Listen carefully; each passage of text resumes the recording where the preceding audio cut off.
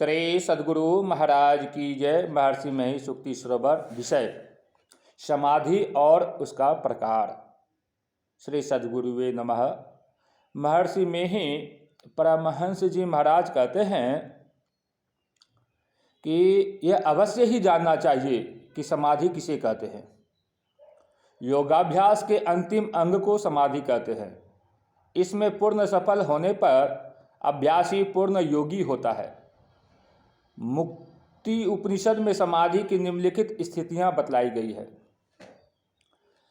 ब्रह्माकार मनोवृत्ति प्रवाहो अहम कृतिम बिना संप्रज्ञात समाधि स्याध्यानाभ्यास प्रकर्षतः प्रशांत वृत्तिकं चित्तम परमानंददायकम असंप्रज्ञात नामायं समाधिर्योर्गिना प्रियः प्रभाशून्यं मनः शून्यं बुद्धिशून्यं चिदात्मकम् अतदव्यावृतोरोपोऽसि समाधिर्मुनि भावितः ऊर्ध्वपूर्ण मदः पूर्ण मध्यपूर्ण शिवात्मकम् साक्षाद विधिमुखो वेश समाधि पारमार्थिकः।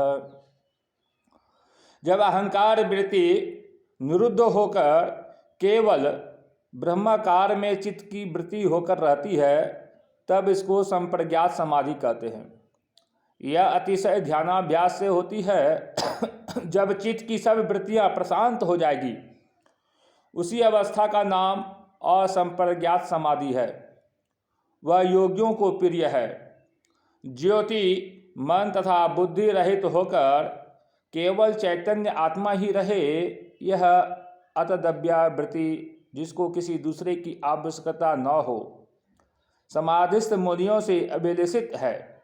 इस समाधि में ऊपर नीचे और मध्य सर्वत्र कल्याणकारी ब्रह्म की परिपूर्णता की अनुभूति होती है। विधिमुख कथित यह परमार्थिक समाधि है। समाधि की इन स्थितियों में ब्रह्म ज्ञानविहीन होकर रहना होता है। नाद बिंदु परिषद में भी कहा है, शंख दुंदुभिनादम च न श्री नोतुई कदाचन काष्ठ वज्र ज्ञायते देह उन्मन्या अवस्थाया ध्रुवम न जानाति चो न जानाति सो शीतोष्णम न दुखम न सुखम तथा न मानम नावमानम च संत्यक्त्वा तु समाधिना अवस्थात्रय मनवेति न चित्तम योगिनः सदा जागरन् निद्रवि निर्मुक्तः स्वरूपाव स्थिति आमियात। इसके पश्चात किसी समय भी शंख या दुदंभी के नाद को वह अभ्यासी नहीं सुनता है। निश्चय ही उन्मनी अवस्था को पाकर उसकी देह काष्ठवत हो जाती है। ठंड गर्मी और सुख दुख को वह कुछ नहीं जानता है। योगी का चित्त सदा मान और अपमान को त्याग कर समाधि से तीनों अवस्थाओं को पार करता है। जागृत और निद्रावस्था से छूटकर वह आत्मस्वरूप को प्राप्त कर लेता है। समाधि साधन में जब इन दशाओं को कोई प्राप्त करेगा तभी वह समाधि प्राप्त महापुरुष कहलाने का अधिकारी होगा। ऐसे समाधिस्थ महापुरुष स्थित प्रज्ञ होकर पूर्ण कर्मयोगी होंगे, इसमें कुछ भी संदेह नहीं है।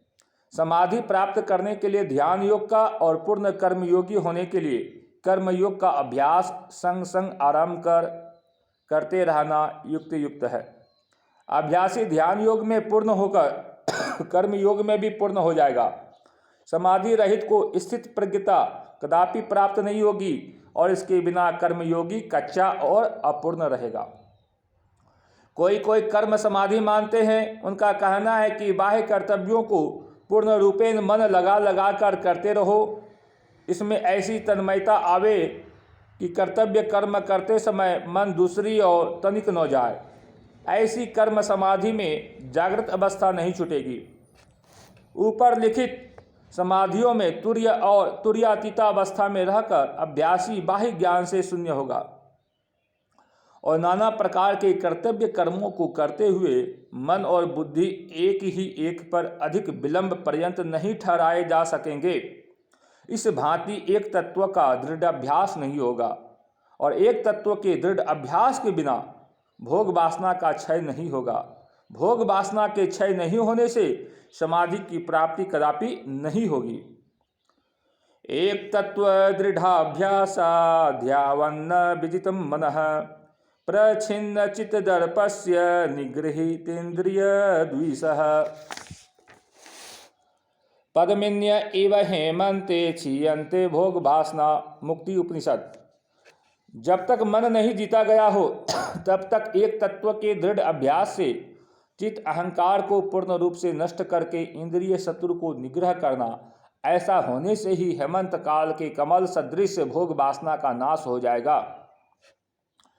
अतएव कर्म समाधि को असली समाधि नहीं मान सकते जिसमें गीता की स्थित प्रज्ञता प्राप्त हो। वर्णित कर्म समाधि के मानने वाले अपने कर्म समाधि के साधन को विकर्म विशेष कर्म भी कहते हैं, परंतु उनके केवल इस विकर्म साधन से ही असली समाधि की प्राप्ति नहीं हो सकती है और न कर्म बंधन से ही छुटा जा सकता है। कर्म बंधन तो असली समाधि में ही नष्ट हो सकता है, इसलिए उनके इस विकर्म साधन से अकर्म होना मानने योग्य नहीं है। कच्चे कर्मयोगी को परमात्मा दर्शन और मोक्ष लाभ नहीं होंगे। जब ये ही नहीं मिले तो ऐसे कर्मयोग के लिए यह कह देना अनुचित नहीं होगा कि जोग कुजोग ज्ञान अज्ञानो जह नहीं राम प्रेम परधानु। गोस्वामी तुलसीदास जी। जिसको परमात्मा स्वरूप के प्रत्यक्ष दर्शन समाधि में प्राप्त करने का प्रेम नहीं है, उसको राम परमात्मा में प्रेम है यह कैसे कहा जाएगा। केवल मनोमय कुछ को परमात्मा दर्शन जानना भूल है। ध्यानाभ्यासी को समाधि में कोई दुख नहीं होता। शरीर ज्ञान में आने से उसे दुख होता है, परंतु उसकी सहन शक्ति बढ़ा रहने के कारण वह साधारण मनुष्य की भांति दुख में विकल नहीं होता।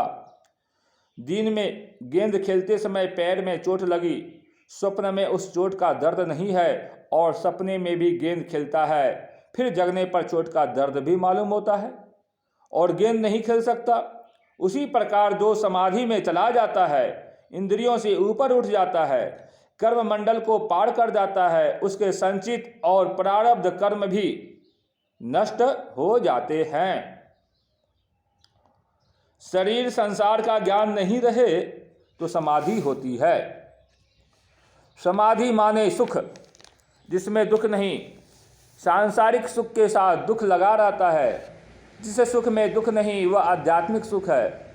जैसे जब तक कछुआ चलता रहता है तब तक चार पैर निकले रहते हैं, भीतर समेट लेता है तो मिट्टी के ढेला जैसा रहता है। इसी तरह का साधन हो कि इंद्रियों को इतना समेटो कि कछुआ जैसे हो जाओ। सब इंद्रियों के ज्ञान से अपने को हटाओ।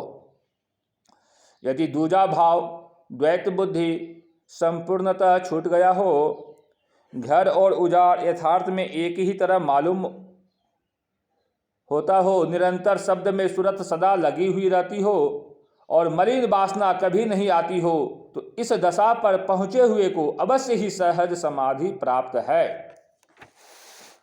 निरंतर शब्द के विषयों में तो बिहारी दरिया साहब कहते हैं, सोबत जागत उठत बैठत टुक विहीन नहीं तारा, झिन झिन जंतर निस्दिन बाजे जम जालिम पचिहारा।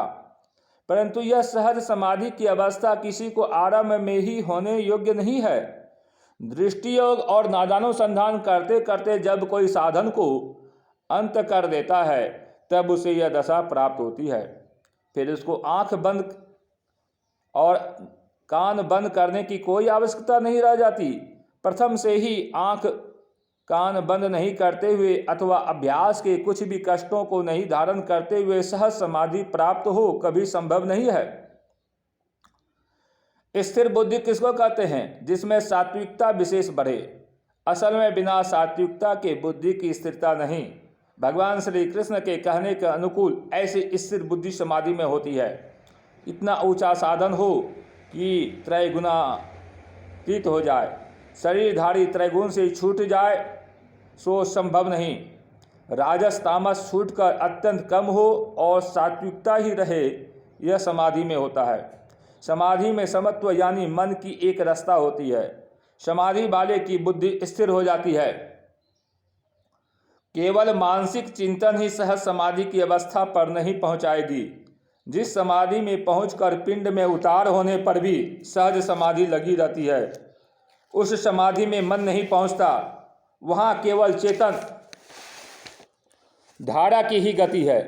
एक बार भी इस समाधि की प्राप्ति होने पर इस समाधि वाले को समाधि में प्राप्त सार पदार्थ शब्द निरंतर कभी छूटता नहीं है। यद्यपि यह विषय संपूर्णतः वचन में आने योग्य नहीं है, तथापि देश में फैले हुए सहज समाधि के भ्रामक विचारों को कुछ न कुछ कहकर दूर करना आवश्यक है। इसलिए इस विषय पर यह थोड़ी सी बात कही गई है। श्री सद्गुरु महाराज की जय।